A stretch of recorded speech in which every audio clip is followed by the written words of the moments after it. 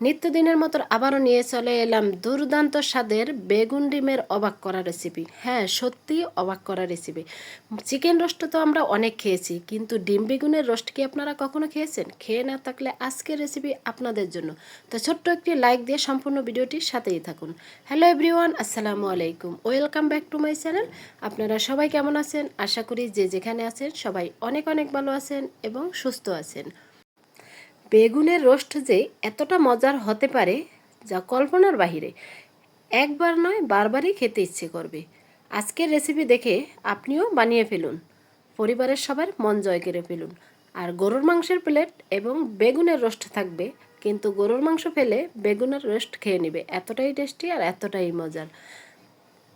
তা ভিডিওটি স্কিপ না করে লাইক দিয়ে শেষ পর্যন্ত থাকুন। তা বেগুন এখানে আমি বড় সাইজের একটি নিয়েছি, তাই এগুলো একটু মোটা সাইজ করে কেটে নিয়েছি। আর মাঝখানের অংশটা আমি একটা ছুরি দিয়ে আলাদা করে নিছি, আপনারা দেখলেই বানাতে পারবেন। তা সবগুলো বেগুনের ভিতরের অংশটা এক এক করে আলাদা করে নিচ্ছি। যাদের অ্যালার্জির সমস্যা আছে অল্প পরিমাণে, তারা বেগুনটা উষ্ণ গরম পানি, লেবু এবং লবণ দিয়ে ভিজিয়ে রেখে বেগুন খেতে পারবেন, কোনো সমস্যা হবে না। আর যাদের অধিক পরিমাণ অ্যালার্জি আছে তারা বেগুনটা স্কিপ করবেন। তাই এখানে লেবুর রস, উষ্ণ গরম পানি, লেবু দিয়ে বেগুনটা ভিজিয়ে রেখেছি। এখন আমি এক এক করে ডিম ভেঙে নিব। আমি 5টা ডিমের বানাবো, তাই 5টা ডিমই ভেঙে নিছি। আপনারা যদি চান বেশি ডিম দিয়ে বানাতে, তাহলে বেগুন এবং ডিমের পরিমাণটা অবশ্যই বেশি নেবেন। তো এখন ডিমগুলো ভেঙে নিছি। এখন আমি কেটে নিব এক এক করে পেঁয়াজ। এখানে আমি বড় সাইজের 4টা পেঁয়াজ নিয়েছি। পেঁয়াজের পরিমাণটা অবশ্যই একটু বেশি নেবেন, তাহলে খেতে কিন্তু দুর্দান্ত হবে।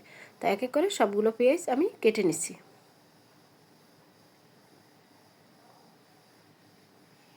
বেগুনের রেসিপি তো আমরা অনেকেই অনেক রকম করেই খেয়ে থাকি, কিন্তু আজকের রেসিপি হয়তো আপনারা অনেকেই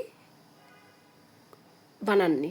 তাই আজকে আপনারা এই রেসিপি দেখে বানিয়ে ফেলুন। মাত্র 20 টাকা দিয়ে বেগুন এনে দুর্দান্ত স্বাদের বেগুনের রোস্ট বানিয়ে পরিবারের সবার মন জয় করে নিতে পারবেন, সেটা আমি 100% কথা দিলাম। এতটাই টেস্টি আর এতটাই মজার। তাই এখানে এক এক করে কাঁচামরিচ, রসুন কেটে নিলাম। তাই এখন আমার লাগবে অল্প পরিমাণে আদাও কেটে নিলাম। এখন লাগবে অর্ধেক লেবু, লেবুটাও কেটে নিচ্ছি। তা এখন আগে থেকে বেগুন ভিজিয়ে রেখে দিছি, সেই বেগুনগুলো একটা প্লেটে তুলে নিচ্ছি। এখন দিয়ে দিচ্ছি পরিমাণ মতো লবণ, দিয়ে দিচ্ছি হাফ চামচ হলুদের গুঁড়া এবং পরিমাণ মতো সরিষার তেল দিয়ে একটু ম্যারিনেট করে নিব বেগুনগুলো। তো সবগুলো বেগুন ম্যারিনেট করে নিয়েছি। এখন এটা এক পাশে রেখে বাকি উপকরণগুলো রেডি করে নিব। এখন বেগুনের রোস্ট বানানোর জন্য লাগবে ফুলকপির গুঁড়ো দুধ। তাই এখানে আমি উষ্ণ গরম পানি নিয়েছি 1 গ্লাস, সেটার ভিতরে 2 চামচ ফুল ক্রিম দুধ দিয়ে গুলিয়ে নিয়েছি। এখন লাগবে দধি। আমার হাতের কাছে যেহেতু দধি নাই, সেজন্য আমি তরল দুধ দিয়ে লেবু দিয়ে দধি বানিয়ে নিছি। কারণ দধি হাতের কাছে থাকতে হবে এমন কোনো কথা নেই। যদি দুধ আর লেবু থাকে তাহলে আপনি নিজেই বানিয়ে ফেলতে পারেন দধি। সেই দধি দিয়ে যদি রোস্ট বানান, খেতে কিন্তু দুর্দান্ত হবে। তা আমি অর্ধেক লেবুর রস দুধের ভিতরে দিয়ে দিচ্ছি। এখন এই দুধটাই দধি হয়ে যাবে, তাই একটু চামচ দিয়ে নেড়ে ছেড়ে নিচ্ছি। এখন আমি এই দধির সাথে অ্যাড করব রোস্টের মশলা। তাই এখানে আমি নিয়েছি রোস্টের মশলা, সেটা থেকে 1 চামচ পরিমাণ রোস্টের মশলা দিয়ে দিচ্ছি দধির ভিতরে, দিয়ে একটু ভালো করে গুলিয়ে নিব। দধির সাথে যদি রোস্টের মশলা এভাবে গুলিয়ে রান্না করেন, খেতে কিন্তু দুর্দান্ত হয়। তা রোস্টের মশলা দধি দিয়ে গুলিয়ে নিচ্ছি। এখন আমার একটু মশলা লাগবে, সেখানে লাগবে পরিমাণ মতো আদা দিয়ে দিচ্ছি, অল্প পরিমাণে রসুন কুচি, অল্প পরিমাণে পেঁয়াজ কুচি, হাফ চামচ জিরা, 10 থেকে 12টা এলাচ দিয়ে মশলাটা আমি বেটে নিব। বাটনাতে বেটে নিছি, আপনারা চাইলে ব্লেন্ডার জারেও করে নিতে পারেন বা শিলপাটায়। তা আমি বাটনাতে বেটে নিচ্ছি। একটু আস্তে আস্তে রাখলে খেতে কিন্তু দুর্দান্ত হবে। দেখতেই পাচ্ছেন আমি একটু আস্তে আস্তে রেখে দিছি। এখন একটা চামচ দিয়ে আমি একটা ফ্রিজে তুলে নিচ্ছি।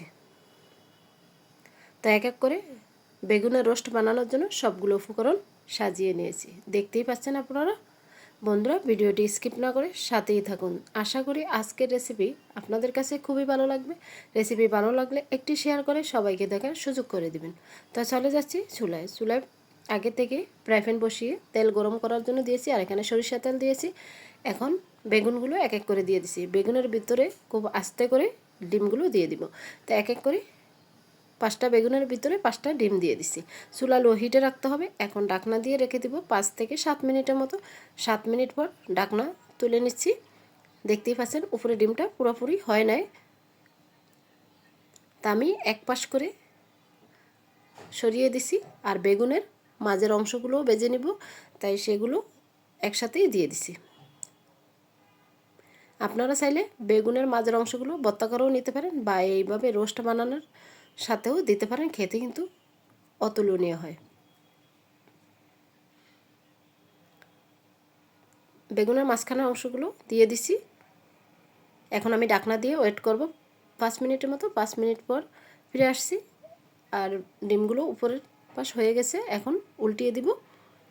খুব আস্তে করে উল্টিয়ে দিতে হবে। তো এক এক করে সবগুলো উল্টিয়ে দিচ্ছি। বন্ধুরা, আমার চ্যানেলে নতুন হলে চ্যানেলটি সাবস্ক্রাইব করে বেল অন করে রাখবেন নিত্য নতুন খুব সহজ সহজ রেসিপি পাওয়ার জন্য। আর আমার পুরনো বন্ধু, নতুন বন্ধু সবাইকে জানাই অনেক অনেক ধন্যবাদ, অনেক অনেক ভালোবাসা। তা এক এক করে সবগুলো বেগুন উল্টিয়ে দিছি। তা বেগুন ভাজা হয়ে গেছে। এখন আমি একটা প্লেটে তুলে নেব। তা এক এক করে একটা প্লেটে তুলে নিচ্ছি।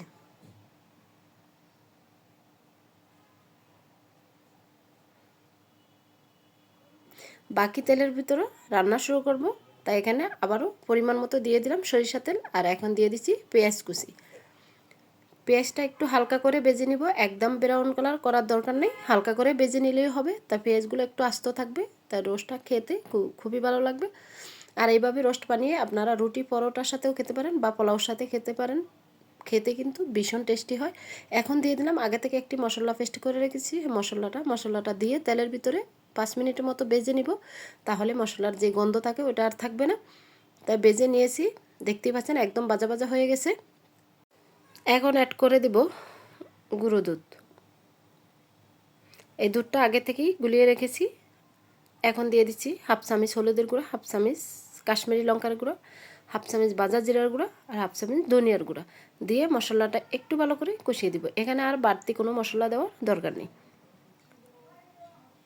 এখন অ্যাড করে দিব আগে থেকে দধির ভিতরে রোস্টের মশলা মিক্স করে রেখেছি, সেই রোস্টের মশলা। বাটিটা ধুয়ে অল্প পরিমাণে পানি দিয়ে দিছি। সে পানিটাও ছিল গরম পানি। এখন ভালো করে মশলাটা কষিয়ে নিব। একটু সময় ধরে কষিয়ে নিতে হবে। এখন অ্যাড করে দিছি জালের জন্য কাঁচামরিচ কুচি। আপনারা যে যেরকম জাল খাবেন ঠিক সেই পরিমাণে জাল দেবেন।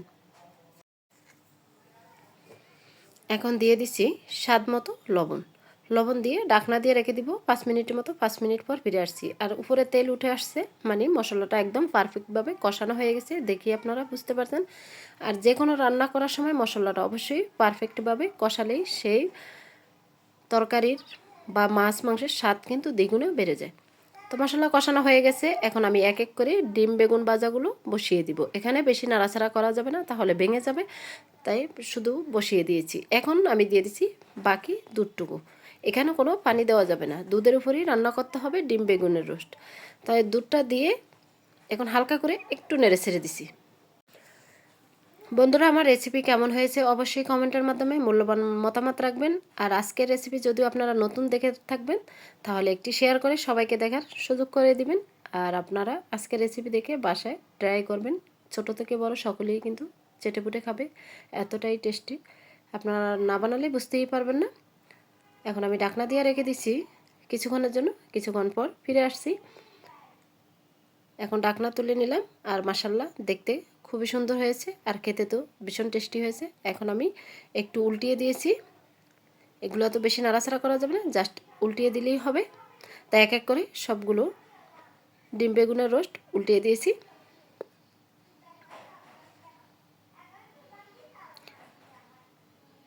তা আমার রান্না কমপ্লিট হয়ে গেছে। এখন আমি পরিবেশন করে দেখিয়ে দিচ্ছি আপনাদেরকে কতটা লোভনীয় হয়েছে ডিম বেগুনের রোস্ট। তা এক এক করে একটা প্লেটে সবটুকুই তুলে নিচ্ছি। আপনারা দেখেই বুঝতে পারছেন কতটা লোভনীয় হয়েছে। ভিডিওটি শেষ পর্যন্ত দেখার জন্য সবাইকে অসংখ্য ধন্যবাদ। সবার জন্য অনেক অনেক দোয়া এবং ভালোবাসা রইল। তা আজকের মতো এখানেই বিদায় নিব। আবারও দেখা হবে আপনাদের সাথে নেক্সট কোনো সহজ রেসিপির সাথে। ততক্ষণে আপনারা সবাই ভালো থাকবেন, সুস্থ থাকবেন, নিজের খেয়াল রাখবেন, পরিবারের খেয়াল রাখবেন, আর সবাই সবার জন্য দোয়া করবেন।